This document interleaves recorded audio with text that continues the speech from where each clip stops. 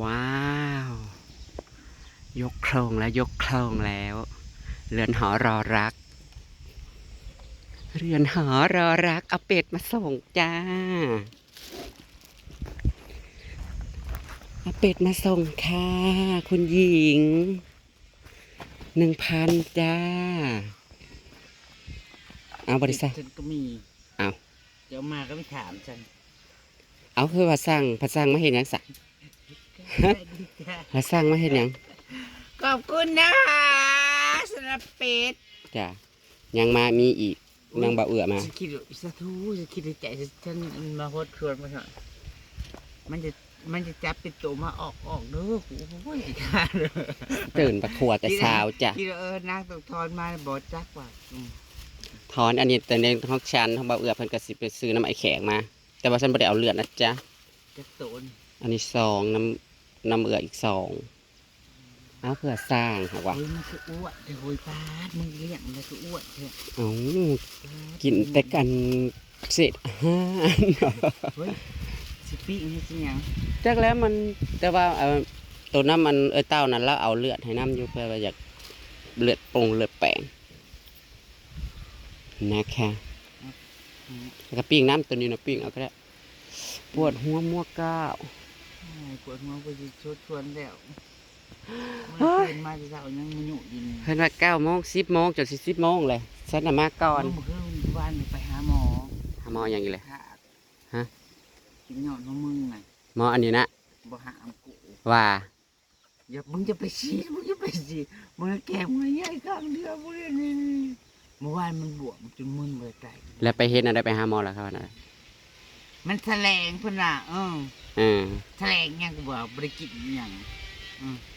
เราเบียร์ก็บริกินครัมพวกโอ้ยก็บริกินครัม มันแถลงมันอยากปิดแล้วมันกับบวมขึ้นโลด บานนี้อีข้าบัวแม่นพวกที่ฉีดเลือดฉีดเนี่ยบางคนฉีดปากบางเทื่อกินนั่นพี่กินนี้พี่ก็บวมขึ้นมาปาก แต่ บวม แย่ แต่ว่าถ้าเขาฉีดสลายสกิดออกแล้วมันก็สิยุบไปเลย แล้วไปแล้วเฮ็ดอะไรม่วน มันก็สิยุบข้างเดียวแต่ว่านอนหนาไปฉีดทั้งสองข้าง เขาก็เดี๋ยวมันก็ลงเดี๋ยวมันก็ลง บ่ได้ให้ประคบหยังบ่ มือที่สองกดเอาเพื่ออยากช่วย จ้า เขาจนมากเขาก็เปลี่ยนคนให้เป็นผีเปลี่ยนผีให้เป็นคนโตเปลี่ยนคน สวยซาเจ้านะข่อยนะบ่อยากสวยเลยเศร้าสวยเลย สวยจนบ้าอีกเลยครูบื้อเลยนะไปพี่น้องสบายเดียวคุณเปาเอื้อมาวันนี้ก็มาคนเดียวนะคะ เดินสายคนเดียวค่ะย่องย่องแย่งแย่งไม่มาค่ะก็แล้วแต่ค่ะ ชีวิตคู่ก็อย่างนี้แหละลิ้นกับฟันอีน้อยย่องย่องแย่งแย่งเมื่อไหร่มีความสุขบ่จ้ายามมีความสุขมันก็มี มั เล นคนไป ย คนมาฉันมันจะเป็นคนบ่คน ยามมีความสุขกับยามกับสุขอยู่หากยามมันอยากแปลงแง่งมันก็แปลงแง่งนะคะขันยามมันแปลงแง่งเนี่ยความสุขเนี่ยจะมันเสียไปใส่เบิดค่ะ มันไม่ได้คืดซอดโลดนะคะไม่ได้คิดเห็นเลยไม่ได้คิดเห็นความทุกข์เลยตอนมีความ บ่ค่ะ ความดีรับกันกับบ่ได้มีจ้าขันยามมันอยากหายนั่นมีแต่อุ้ยสนแค่นะคะนั่นเด้แบบว่า ว่าวันนี้เป็นได้เป็นตาลูกโดกอยู่ไหน บ้ามันลกหาเนี่ยเอาไปได้กันรู้สร้างขึ้นหน่อยแค่เหมือนจักคนที่เก่านะบ่4 หาบ่หาคือ6อ๋อยกโครงแล้วพี่น้องโอ้ยเรียนหออมรามีใกล้ๆจะสงกรานต์ นี่เมื่อชีวิตคู่แบบนั้นมึงเล่ามายังจะให้กูมีอยู่บ่ แหน่มึงไงก็ผ่านมาหลายกว่ากูตะบ้า ความรักเป็นสิ่งสวยงามค่ะคันยามมันดีมันก็สวยงามจ้า คันยามมันอันนั้นก็จักสิว่าอีหยังเขาสิเอิ้นว่าอีหยังอันนี้มาตั้งซะก่อนมีจ้า ฉันนี่แหละค่ะมีค่ะอุ้ยหน้ากูคือว่าออกก็อีนี่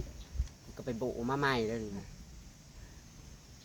พี่น้องนางเบิ่งไกลๆพี่น้องเอ้ย อะไรก็งับทางเดียวไปก่อน เพราะว่าเครียดเขานิดนึงเด้อนางกา เราเชียดเขานิดนึงเชียดอัน นี่นั่งว่านี่แหละคลินิกนี่แหละมื้อนี้น่ะตาน้ำพี่น้อง ตู้กับไปเฮ็ดบ่ แต่ว่าไปเข้าอีตูอีกคำแต่มื้อน่ะว่าสิไปเดเซอร์ว่าสิไปเดเซอร์อันเนี่ยคนหนาคนหีแบบนั้นเอ้ย แต่บัดนี้เขาพัดไปเปลี่ยนเครื่องเดเซอร์น่ะเริ่มบ่ได้เดเซอร์จักคนไปสิเที่ยวนางก็เลยเขาได้โอกาสไปถามหมอนี่มันบวมเลยพี่น้องเอาสังเกตบ้างไหมล่ะนะมันตุขึ้นมา เห็นเฮ้ยเลี้ยวไปอยู่ไกลๆมันก็ย้อนตับลาบอยู่ ตากเลย ทั้งนี้บ่ปานใด มันบ่ทันได้เข้า โอ้ย ที่ เห็น เนาะ มันก็สิบวมดูบวมดันแท้ แต่งหน้าเข้าไปเนี่ยมันก็เจเวะเละๆโบกๆเข้าไป เบิ่งตรงๆนี่สิบ่เห็นนะพี่น้องเบิ่งในคลิปตรงๆมันจะบ่เห็นนั่น มันจะอุรุโอ้ยว่ามันจะ เบิ่งจะมันก็ออกที่ถุงมันก็บ่มันบ่ทันได้เข้าที่น้อย เขาสิจิ้มขังลายแน่เพราะว่าคุ้มตานางบกหน่อยหนึงตั้งแต่แหกโค้งที่บ้านเมืองพุ่นแหละ ให้มันโบกลงไป มันเตื่อย แล้ว แล้ว เขาเลยจิ้มเขาตรงนี้หลายเข้มหลายช็อตโบกกระจายไปถ้ามันเขาบอกไม่แสลงแล้วมันก็สิบวม มันกินปลาแดก เพื่อเขามกที่นั่นที่นี่ติดอยู่ มันจะสิสลามได้บ่แนวกิน แนว ประ เขา จำ แสลงแน แน ว วกิน เปี ป ย ระ ปาก จำแม่นปลาแดกเนาะ ไปกินแนวดงแนวดองอันโอ้ยบางคนเขาอยากให้กูสแต็กเขาว่ามันสิเป็นอีหยังยังมากมันพิษมันก็คัน ข้าวอีสามึงบอก เออ ข้าวอีสาเขายันมึงงามกินแล้วไม่กินแล้วว่าเป็นหยังเก่าเขายันมึงงามเลยกินนั่นแหละกินแล้วสิเป็นหยังกูเห็นกูยังกินอย่างนี้ โมกูแห้งเขาบอกบริว่าโตมันนี่นะโมกูแห้งฉีดมาผุนกะติทอดเจ๊ ก็ ก็ เป็ เป็น น เป็นอีหยัง เพิ่นผัดคือจะมาอันบอบบางเพิ่นอันเป็นอันบอบบางเด้ เฮ็ดทะเบียนก็เฮ็ดให้หลาบไป เนา เนาะ สู่เฮ็ดให้งามประเทศให้เปื่อยจ้ะ พี่นาดอกโอ้ยอย่าไปหาจะเราอย่าไปหาเจ้าของถูกของแบบนี้ เอาสารพิษเข้าโตเอาอันนี้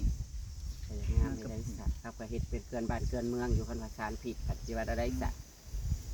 เขาเฮ็ดมากก็คือว่าบ่ได้เตื้อยได้เปื่อยมันนั่งงามไปเฮ็ดแบบว่า พี่นุสู้ พี่เวทน้ำมันก็เหนื่อยแต่ว่าแต่ประเทศก็ยังเหนื่อยอยู่แล้ว พี่ไปเฮ็ดมันเป็นเพื่อมันสิเป็นคนน้องพี่น้องเอาสิใช้เวลาโดนตื่นนั่นแล้วเอ้ยแม่นแล้วเขาแหละผู้คนไปเฮ็ดเดี๋ยวนั้นนึงมันจะเติมขึ้นใส่นั้นมันก็คือแล้วเอ้ยเจ้าพอได้พี่เตื้อยอยู่นั่นน่ะอยู่นั่นน่ะ ติดมาพอแห่งสามคือเตื่อยลงเทพว่าอีหาคำโว้ยอีหามึงแค่ซีมึงสีบารู้คืองามแท้ นั่นแหละก็ไปดึงไปลอยไม้จะให้มันเละโจก รอดไม้ก็มันต้องบวชส่วน ไปลอยเถอะ มันต้องบวช ลอยอยู่บ้านน้องบัวแม่มีบอก มีมันเป็นอันหมอสัญจรไปมา หมอกระแตบหมอกระสอบ ถามเขาว่าบริการชอบอีกคำมันด่าเขายามเขามาลงมาแล้วเขาลงมาแนวเขามีแขกแล้วเขาลงมาบริเวณ กับบอมเป็นหมอกระสอบนะจ๊ะ ยามเขามีแขกเขามีลูกค้าแล้วเขาลงมา คือมันสิเองหรือ เขาก็แบกกระสอบลงมาบริเวณกระแทบเลยอีปอบมึงไปหาเว้ากระดูกกระลาอะไรกระแทบ โอ้ยบ้านเฮาก็มีแต่แบบนี้แหล้วเฮ้ยบ่ได้เคยไปแบบศูนย์ใหญ่ๆดอกแต่ส่วนมากอะคือว่าเลยเป็นราคาท่านไปศูนย์ใหญ่มันก็น่าว่าราคามันก็กว่าหันมันดี ไปห้อยไปยังอีกเปิ้นก็บอกโอ้ย8,000หอยของหอยโอ้ยกูเฮ็ดมา8,400กูเลยว่าจังซี่มาเลยจังซี่เลยเนาะเพิ่นนัดว่า10 โมง9 โมง 10 โมงเดี๋ยวนะวันนี้เรามีนัดกันที่เลี้ยงอมราพี่น้องเพราะว่ามีFC เพิ่นสั่งเป็ดมาเลี้ยงทีมงานแหละจ้ะ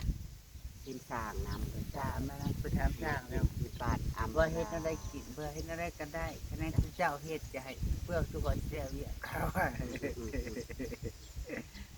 กระซิบปี้เมื่อเนาะ ปิ้งเอานั่นแล้วแต่เพิ่น ใส่ขึ้นยังบ่มาอยู่ทานเอื้อโคตรสมบัติทานน้ำ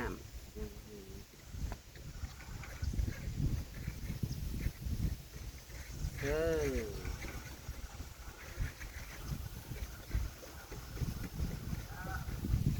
ว่าปวดอันงอนเด้อมาเด้อมาเด้อคาร์ลละ10 โมงนั่นก็สิเมื่อหาน่ะก่อนเนาะเมื่อหาเอาเต่าย่างก่อนเต่าย่าง ยุงเต้าย่างโอ้ยลมเอ้ยลม พัดความเย็นมาหน่อยมีแต่พัดแต่ความร้อนลมอยู่นะหักร้อนพี่น้องเอ้ยมันคือแหงบอกเฮ้ยมันซึมไปนะบอกไม่ได้ ไปเบิ่งในห้องน้ำมันจะเต็มอยู่เด้อดูออกไปเท่านึงละ โหพัดซึมไปหาไม้ข้อมาจังไดเมื่อกี้ซุ่มแซวเมื่อคืนก็ไปวันเกิดเขาเมื่อคืนก็4 ทุ่ม5 ทุ่ม เมื่อคืนนี่ก็เที่ยงคืนพุ่นนั่นครูอยู่พักกระปอกเด้ง โอ้ใครเป็นแม่แบบ บักแป๊บ แม่ปอกเด้งเจ๊ ได้170 บาท โอ้ยใครคาเบียร์จะได้เว้ย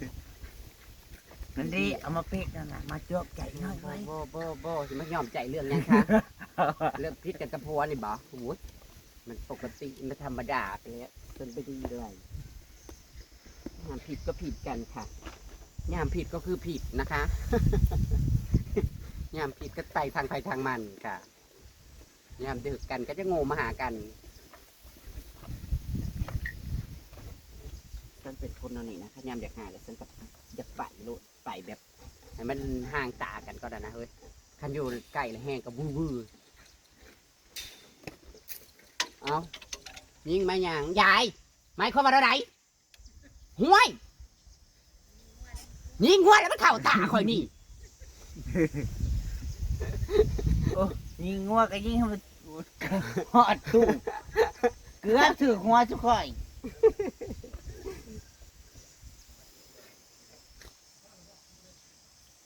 ขั้วเป็ด2 ตัวพี่น้องเอ้ยมาเศร้าเลยจ้าลูกมาขั้วเป็ดให้เพิ่ม2 ตัว